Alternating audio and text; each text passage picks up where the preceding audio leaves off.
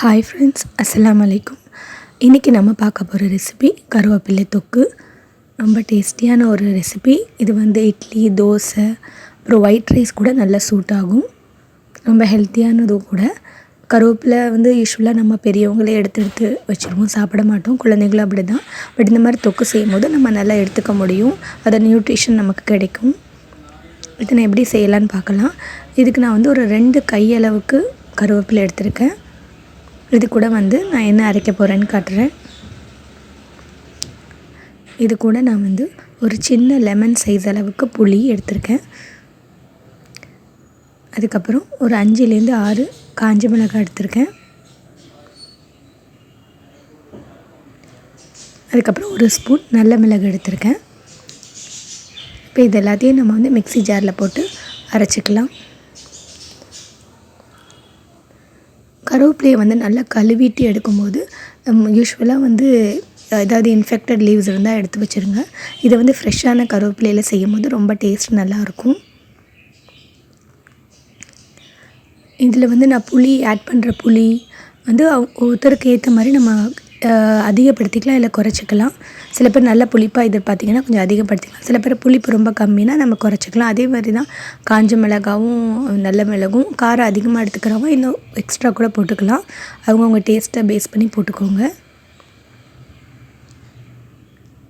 இப்போ இது எல்லாத்தையும் நம்ம மிக்சியில் போட்டு நல்லா ஸ்மூத்தாக பேஸ்ட் மாதிரி அரைச்சி எடுத்துக்கலாம்.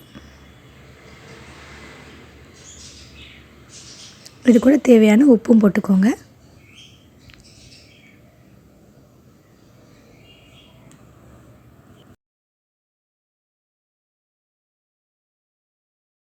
இப்போ நம்ம அரைச்சாச்சு. இங்கே பாருங்கள், நல்லா ஸ்மூத்தாக நான் அரைச்சிருக்கேன். இப்போ நம்ம இதை தாளிச்சிடலாம். தாளிக்கிறதுக்கு நான் ஒரு பாத்திரம் அடுப்பில் வச்சுருக்கேன். பாத்திரம் சூடானோடனே நம்ம இதில் நல்லெண்ணெய் ஆட் பண்ண போகிறோம். ஒரு 2லேருந்து 3 ஸ்பூன் நல்லெண்ணெய் ஆட் பண்ணிக்கிறேன். இப்போ நம்ம இன்னும் கொஞ்சம் அதிகமாக கூட நல்லெண்ணெய் ஆட் பண்ணலாம். எண்ணெய் எவ்வளோ ஆட் பண்ணுறோமோ நல்லாயிருக்கும், ஏன்னா நம்ம ஸ்டோர் பண்ணி வைக்கிறதுனால. நீங்கள் ஒரு 4 இல்லாட்டி 5 ஸ்பூன் நல்லெண்ணெய் கூட ஆட் பண்ணிக்கோங்க, ரொம்ப நல்லாயிருக்கும். இது கூட ஒரு ஸ்பூன் கடுகு ஆட் பண்ணிக்கோங்க. அதுக்கப்புறம் ஒரு ஸ்பூன் உளுத்தம்பருப்பு ஆட் பண்ணிக்கலாம்.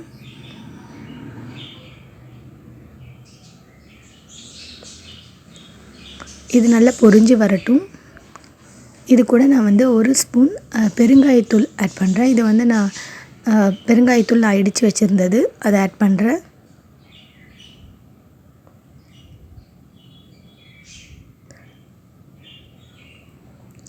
இதுக்கப்புறம் இது கூட நம்ம ஒரு 1/2 ஸ்பூன் மஞ்சள் ஆட் பண்ண போகிறேன்.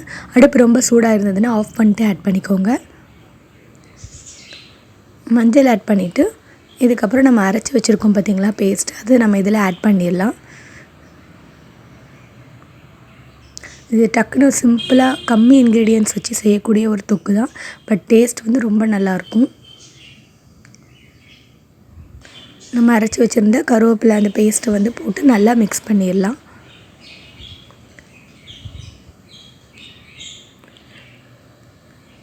நம்ம தேவைக்கு கொஞ்சம் தண்ணி கூட ஊற்றிக்கலாம். ஏன்னா எப்படியும் நம்ம நல்லா வற்ற வைக்க, நல்லா சுண்ட வைக்க போகிறோம். ஏன்னா நம்ம ஸ்டோர் பண்ணி வைக்கிறதுனால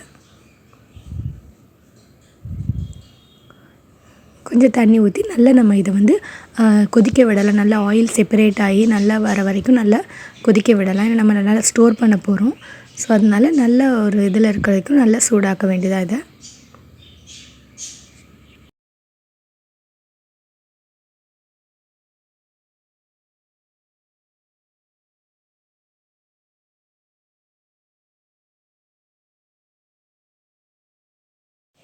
பாருங்கள், நல்லா சுண்டிடுச்சு.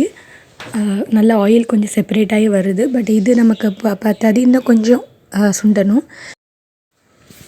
இல்லை நம்ம இதை ஸ்டோர் பண்ணி வச்சு யூஸ் பண்ண போகிறோம் ஒரு 10 to 12 days வரைக்கும். ஸோ அதனால் நல்லா இன்னும் கொஞ்சம் நல்லா ஆயில் செப்பரேட் ஆகி நல்ல ஒரு அல்வா மாதிரி நல்லா வரணும். அந்தளவுக்கு நல்லா சுண்டணும்.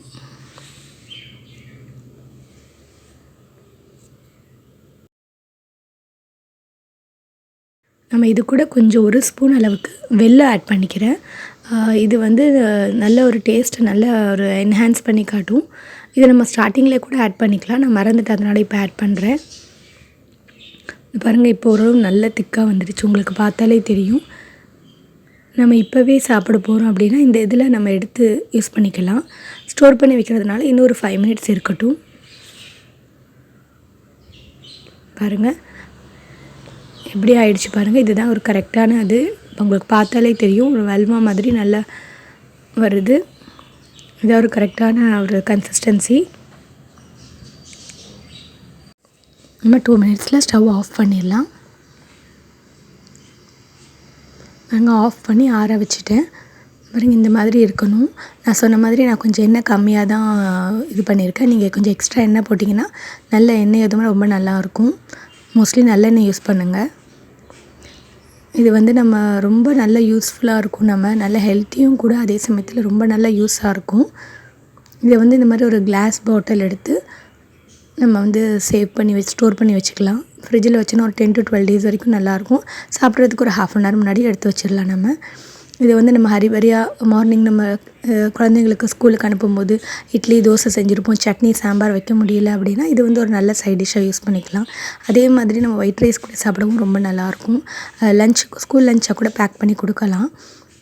ஒரு 2 ஸ்பூன் நல்லெண்ணெயை சூடு பண்ணி இதில் ஒரு 2 ஸ்பூன் போட்டு கொஞ்சம் சூடான உடனே நம்ம ரெடி பண்ணி வச்சுருக்கிற ஒயிட் ரைஸை போட்டு நல்லா இது பண்ணி கொடுத்தோன்னா நல்லா லஞ்ச் பேக்காக இருக்கும். அது சைட் டிஷ் ரொம்ப பெருசாக எதுவும் தேவையில்லை. ஒரு அப்பளம் இல்லாட்டி ஒரு ஆனியன் ஆம்லெட் இருந்தாலே போதுமானது.